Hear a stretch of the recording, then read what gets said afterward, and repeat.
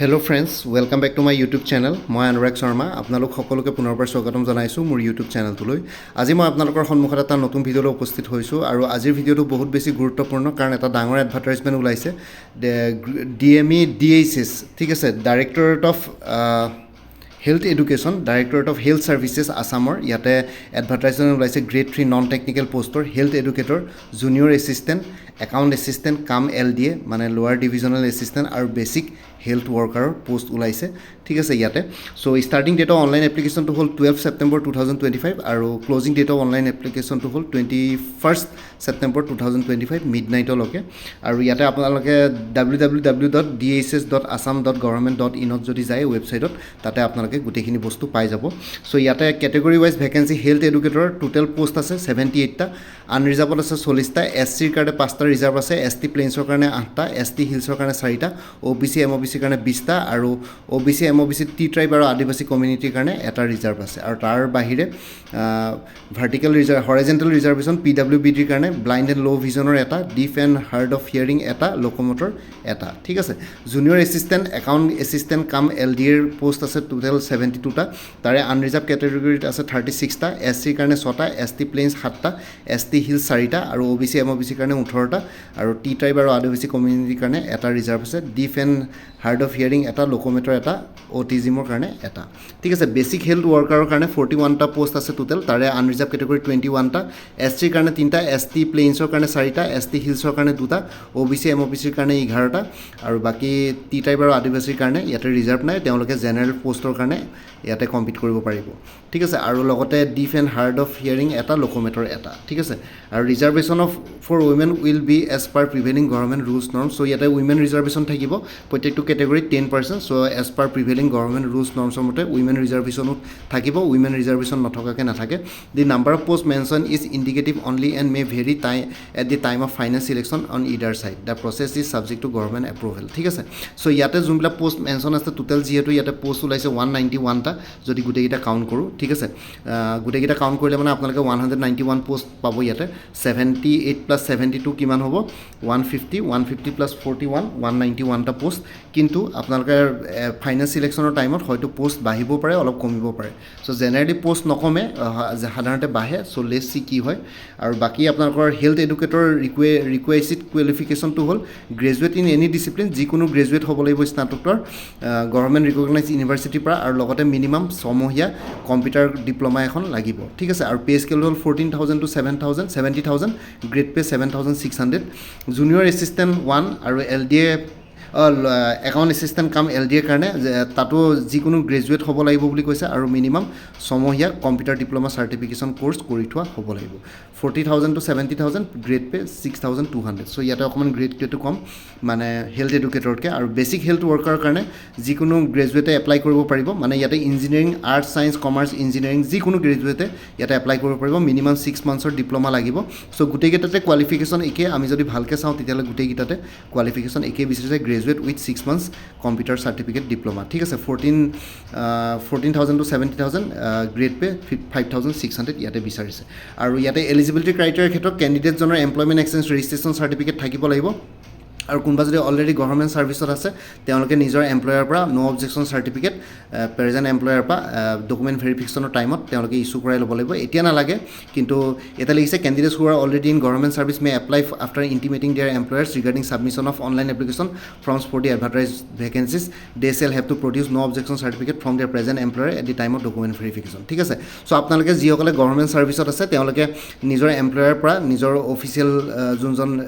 বছ আছে তেওঁৰ পৰা পাৰ্মিশ্যন লৈ ল'ব এপ্লাই কৰোঁতে কাৰণ চাওক এতিয়া পাৰ্মিশ্যন নল'লে মানে পিছত যেতিয়া ডকুমেণ্ট ভেৰিফিকেশ্যন আপোনালোকে চাকৰিটো পাব তেতিয়া তেওঁলোকে ন' অবজেকশ্যন চাৰ্টিফিকেট ইছ্যু কৰিবলৈ টান পাই যায় চ' সেইটো কাৰণে এতিয়া আপোনালোকে মিছা কথা কৈ পৰীক্ষাটো মনে মনে দিলে নহ'ব তেতিয়া ন' অবজেকশ্যন চাৰ্টিফিকেট ইছ্যু নকৰিব তেওঁ ক'ব যে আমাকতো ইণ্টিমেট কৰা নাই জনোৱা নাই ঠিক আছে চ' সেইকাৰণে ইণ্টিমেট কৰাটো ইম্পৰ্টেণ্ট হয় ন' অবজেকশ্যন চাৰ্টিফিকেট ডকুমেণ্ট ভেৰিফিকেশ্যনৰ টাইমত পাবলৈ আৰু লগতে PWBDৰ যোনখিনি কেণ্ডিডেটছ আছে পাৰ্চনছ উইথ বেঞ্চমাৰ্ক ডিচেবিলিটি তেওঁলোকে persons with benchmark disability certificate competent অথৰিটিৰ পৰা ইছ্যু কৰা চাৰ্টিফিকেট থাকিব লাগিব আৰু আৰু ৰিজাৰ্ভ পোষ্টবিলাক SC ST plains ST hills OBC MOBC tea tribe আৰু আদিবাসী কমিটিবিলাকে যিসকলৰ ৰিজাৰ্ভেশ্যন আছে তেওঁলোকে ভেলিড কাষ্ট চাৰ্টিফিকেট লাগিব কম্পিটেণ্ট অথৰিটিয়ে ইছ্যু কৰা ইয়াতে ডিজিটেল চাৰ্টিফিকেট নে পুৰণা চাৰ্টিফিকেট সেইটো মই নাজানো মই ইয়াতে কাষ্ট চাৰ্টিফিকেটৰ বিষয়ে মোৰ বহুত বেছি একো নলেজ নাই কিন্তু মষ্ট প্ৰবেবলি আজিকালি ডিজিটেল চাৰ্টিফিকেট লাগে চ' কাৰোবাৰ যদি নাই তেতিয়াহ'লে এপ্লাই কৰি দিব অনলাইন এপ্লিকেশ্যন কৰোঁতে হয়তো আপোনালোকৰ চাৰ্টিফিকেট আপলোড কৰিবলগীয়া নহ'বও পাৰে আপোনালোকে এবাৰ গোটেই বস্তুখিনি এই চাৰ্টিফিকেটৰ কাষ্ট চাৰ্টিফিকেটৰ ক্ষেত্ৰত আপোনালোকে এবাৰ ভালকৈ ইনফৰ্মেশ্যনটো চাই ল'ব আনৰিজাৰ্ভৰ মিনিমাম বয়স 18 মেক্সিমাম এজ লিমিট 40 ইয়াৰ্ছলৈকে আছে OBC MOBC কাৰণে 18 মেক্সিমাম 43 ইয়াৰ্ছ SC ST কাৰণে 18 বছৰ ন্যূনতম বয়স আৰু আপাৰ এজ লিমিটটো 45 ইয়াৰ্ছ PWBD কাৰণে 50 ইয়াৰ্ছ মিনিমাম 18 মেক্সিমাম 50 ইয়াৰ্ছ ঠিক আছে এপ্লিকেশ্যন ফি নাই এপ্লিকেশ্যন ফি নীল কোনো এপ্লিকেশ্যন ফি নাই ঠিক আছে চিলেকশ্যন প্ৰচেছ নটিফাই কৰিব অফিচিয়েল ৱেবছাইটত আৰু লগতে খালী কথাটো হ'ল যে আপোনালোকৰ ইয়াতে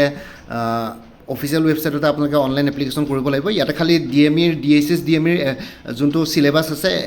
এজ এ হ'ল একেই হয় ADRE নিচিনাই হয় অলমষ্ট মৰলেছ চ' সেইটো কাৰণে অলৰেডি কোৰ্চেছ এভেইলেবল আছে আপোনালোকে মোৰ পৰা কোৰ্চ ল'ব পাৰিব DME কোৰ্চ অলৰেডি এভেইলেবল আছে DSS গ্ৰেড 3 নন টেকনিকেলৰ চ' ইয়াতে ফুল কোৰ্চটোৰ দাম 350 ৰুপিজ হ'ব ইয়াতে কোনোবা যদি ইণ্টাৰেষ্টেড আছে এইটো নম্বৰ হোৱাটছএপ কৰিব পাৰে 9706557851 মই লগে লগে আপোনালোকক গোটেইখিনি বস্তু ডিটেইলছখিনি শ্বেয়াৰ কৰিম লগে লগে কোৰ্চটো পাই যাব ঠিক আছে প্ৰিভিয়াছ ইয়াৰ কুৱেশ্যন পেপাৰছো ইয়াতে ইনক্লুডেড থাকিব এই কোৰ্চটোত DSS গ্ৰেড 3 নন টেকনিকেলৰ আৰু লগতে কথাটো হ'ল যে ইয়াতে PDF ফৰ্মেটৰ কোৰ্চটো আছে কাৰেণ্ট এফেয়াৰ্ছ মেথছ ঠিক আছে গোটেইখিনি বস্তু ইয়াতে থাকিব সায়েন্স সেকশ্যন জেনেৰেল নলেজৰ section history geography polity economy current affairs science and technology গোটেইখিনি বস্তু ইয়াতে ইনক্লুডেড থাকিব মই আপোনালোকক শ্বেয়াৰ কৰি দিম আপোনালোকে ল'ব পাৰিব বাকী গুৱাহাটী হাইকোৰ্টৰ যদি কোনোবাই জুনিয়ৰ এডমিনিষ্ট্ৰেটিভ এছিষ্টেণ্টৰ কাৰণে প্ৰিপেৰেশ্যন কৰি আছে তেতিয়াহ'লে এটা ফুল কোৰ্চ এভেইলেবল আছে 375ত কোনোবা যদি ইণ্টাৰেষ্টেড আছে এইটো নম্বৰ হোৱাটছএপ কৰিব পাৰিব 9706557851 APSC ৰিচাৰ্চ এছিষ্টেণ্টৰ ফুল কোৰ্চ এভেইলেবল আছে 299ত এইটো নম্বৰ হোৱাটছএপ কৰিব পাৰিব 9706557851 আছাম আৰ্বান টেকনিকেল ছাৰ্ভিচ অফিচাৰৰ কাৰণে এটা ফুল কোৰ্চ এভেইলেবল আছে জেনেৰেল ষ্টাডিজ আৰু ইংলিছ গ্ৰামাৰৰ ওপৰত 300ত এইটো নম্বৰ হোৱাটছএপ কৰিব পাৰিব আৰু কোনোবাই যদি এনেই কাৰেণ্ট এফেয়াৰ্ছ আৰু মেথছখিনি কোৰ্চবিলাকত ইনক্লুডেড আছে কোনোবাই যদি বেলেগকৈ কাৰেণ্ট এফেয়াৰ্ছ ল'ব বিচাৰিছে মান্থলি বেচিছত এভেইলেবল আছে 99 ৰুপিছত এইটো নম্বৰ হোৱাটছএপ কৰিব পাৰিব 9706557851 আৰু কাৰোবাক বেলেগকৈ যদি মেথছ এপ্টিটিউড আৰু নিউমেৰিকেলছবিলাক লাগে ষ্টেপ বাই ষ্টেপ এক্সপ্লেনেশ্যন ফৰ্মুলাৰ সৈতে তেতিয়াহ'লে 99 ৰুপিছত এভেইলেবল আছে এইটো নম্বৰ হোৱাটছএপ কৰিব পাৰিব 9706557851 বাকী কোৰ্চ লোৱাখিনি কোৰ্চত এইখিনি বস্তু ইনক্লুডেড পাই যাব APSC ফৰেষ্ট ৰেঞ্জাৰ বা সইল কনজাৰ্ভেশ্যন ৰেঞ্জাৰ এটা ফুল কোৰ্চ এভেইলেবল আছে ইংলিছ আৰু জেনেৰেল নলেজৰ ওপৰত 349ত এইটো নম্বৰ হোৱাটছএপ কৰিব পাৰিব 9706557851 আৰু অসমৰ যিকোনো কম্পিটিটিভ এক্সামছৰ কাৰণে এটা ফুল কোৰ্চ এভেইলেবল আছে 400ত এইটো নম্বৰ হোৱাটছএপ কৰিব পাৰিব 9706557851 ইয়াতে DSS DME IOS কি বুলি কয় আপোনালোকৰ ইয়াতে Assam police ADRE APSC departmental exams Guwahati high court গোটেইবিলাক বস্তু ইয়াতে কভাৰ হৈ যাব 400 ৰুপিছত আৰু APSC জুনিয়ৰ ডেভেলপমেণ্ট অফিচাৰ এটা ফুল কোৰ্চ এভেইলেবল আছে 299ত এইটো নম্বৰ হোৱাটছএপ কৰিব পাৰিব 9706557851 ADRE 3.0 ফুল কোৰ্চ এভেইলেবল আছে 300ত এইটো নম্বৰ হোৱাটছএপ কৰিব পাৰিব 9706557851 APSC ইনস্পেক্টৰ অফ ষ্টেটিষ্টিক্সৰ এটা ফুল কোৰ্চ এভেইলেবল আছে paper 1 English paper 2 current affairs mathematics reasoning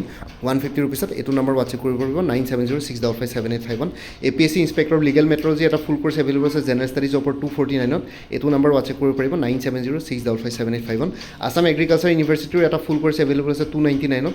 এইটো নম্বৰ হোৱাটছএপ কৰিব পাৰিব 9706557851 APSC জুনিয়ৰ ইঞ্জিনিয়াৰ ফুল কোৰ্চ এভেইলেবল আছে জেনেৰেল ষ্টাডিজ আৰু ইংলিছ গ্ৰামাৰৰ ওপৰত 249ত এইটো নম্বৰ হোৱাটছএপ কৰিব পাৰিব 9706557851 আৰু মোৰ পৰা কোৰ্চ ল'লে কাৰেণ্ট এফেয়াৰ্ছবিলাক লাইফ টাইম পাই থাকিব তাৰ কাৰণে কোনো ফাৰ্ডাৰ পে'মেণ্ট কৰিব নালাগে জাষ্ট এটা ৰিমাইণ্ডাৰ মেছেজ দিলে হ'ল হোৱাটছএপত যে প্ৰিভিয়াছ মান্থ বা লাষ্ট মান্থৰ কাৰেণ্ট এফেয়াৰ্ছ লাগে মই লগে লগে শ্বেয়াৰ কৰিম বৰ্তমান কাৰেণ্ট এফেয়াৰ্ছ 2024 ফুল ইয়াৰ মান্থলি বেচিছত 2025 আগষ্ট মাহলৈকে কভাৰ কৰা হৈছে ছেপ্টেম্বৰ মাহটো জাষ্ট ষ্টাৰ্ট হৈছে ছেপ্টেম্বৰ মাহটো কমপ্লিট হোৱাৰ পিছত